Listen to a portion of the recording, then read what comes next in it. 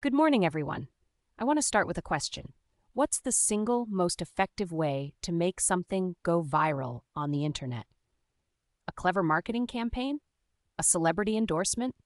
No, the most reliable way to make millions of people look at something is to try to hide it. Today we're exploring the Streisand effect, a phenomenon so predictable and so powerful that it has become one of the fundamental laws of the digital age. It's named after Barbra Streisand, but it ensnares everyone: celebrities, corporations, governments. Let me show you why trying to bury information almost always digs it up instead. Here's what we'll cover. First, the origin story, the 2003 lawsuit that gave this phenomenon its name and created the template thousands have unwittingly followed since. Then we'll dive into the psychology. Why does the human brain react to censorship with ferocious curiosity rather than compliance? After that, we'll walk through high-profile case studies from politics, entertainment, and global censorship, each one a masterclass in what not to do. Finally, I'll give you actionable strategies, because understanding the Streisand effect isn't academic. It's a survival skill for anyone managing a brand, a reputation, or a message in the digital world. Let's travel back to 2003. Kenneth Adelman was a photographer documenting California's coastline for a government-sanctioned project on coastal erosion. He took over 12,000 aerial photographs and published them online for scientists and researchers. One of those 12,000 images happened to include Barbra Streisand's Malibu mansion, not as the subject, just as a speck in a coastline frame. Streisand sued Adelman for $50 million, claiming invasion of privacy and demanding removal. Here's where the irony hits. Before the lawsuit, that photo had been downloaded exactly 6 times. 6. It was essentially invisible. By trying to erase it, Streisand ensured it would never be forgotten. Let those numbers sink in. 6 downloads before the lawsuit. After the lawsuit hit the news, the image was viewed over 1 million times. It was reprinted in newspapers, shared across websites, discussed on television. It became a global news story. The lawsuit didn't just fail to suppress the image. It turned a forgotten frame in a scientific database into one of the most viewed photographs of the year. This is the Streisand effect in its purest, most devastating form. The suppression attempt becomes the story, and the story is always bigger than the original content ever was. Now that we've seen what happened, let's understand why it happened. The Streisand effect isn't random misfortune. It exploits deep, predictable features of human psychology. And once you understand these psychological drivers, you'll start seeing the pattern everywhere: in corporate PR disasters, in political scandals, in celebrity meltdowns. The mechanism is always the same. Let's pull it apart.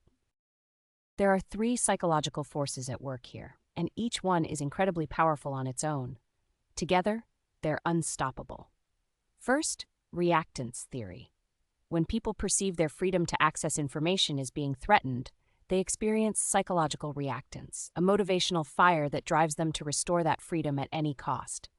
Tell someone they can't see something, and suddenly they desperately need to. Second, the curiosity gap.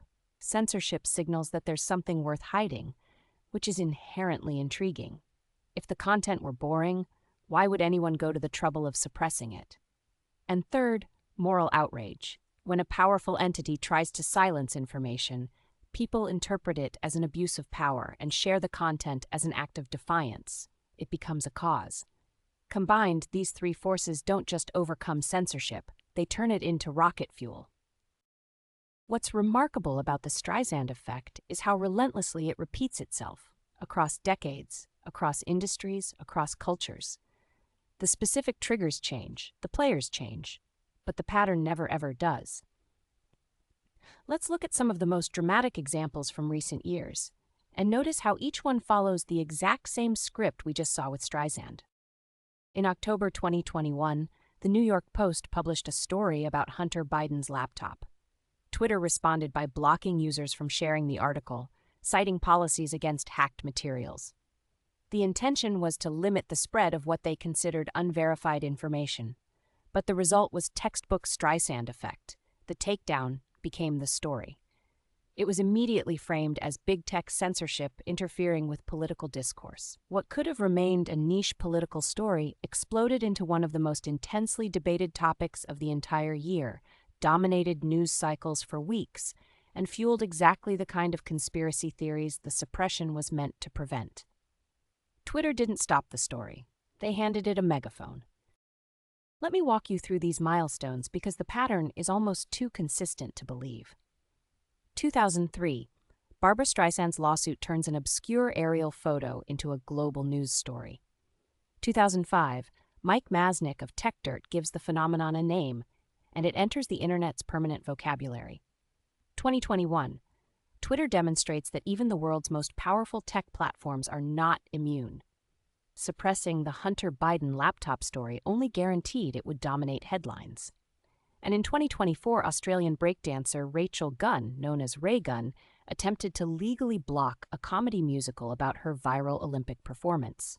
The show was initially canceled, then relaunched to even larger audiences who learned about it specifically through the controversy. 4 cases, 2 decades, identical results. Now let's zoom out to the largest possible scale. When nation-states try to censor and trigger the Streisand effect on a geopolitical level. China's extensive internet censorship apparatus has inadvertently created some of the most resilient memes in internet history. The most famous example is Winnie the Pooh. When Chinese authorities censored comparisons between President Xi Jinping and the beloved bear, it backfired spectacularly. Protesters in Hong Kong wore Pooh masks in defiance. Memes spread globally across every platform.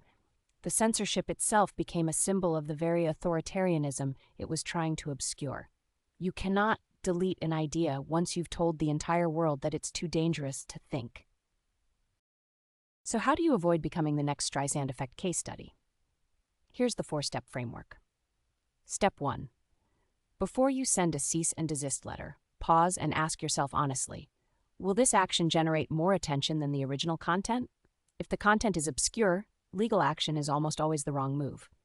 Step 2. Engage transparently rather than suppress. A simple, honest human response often diffuses the situation faster than any legal threat. Step 3. If the information is already spreading, get ahead of it.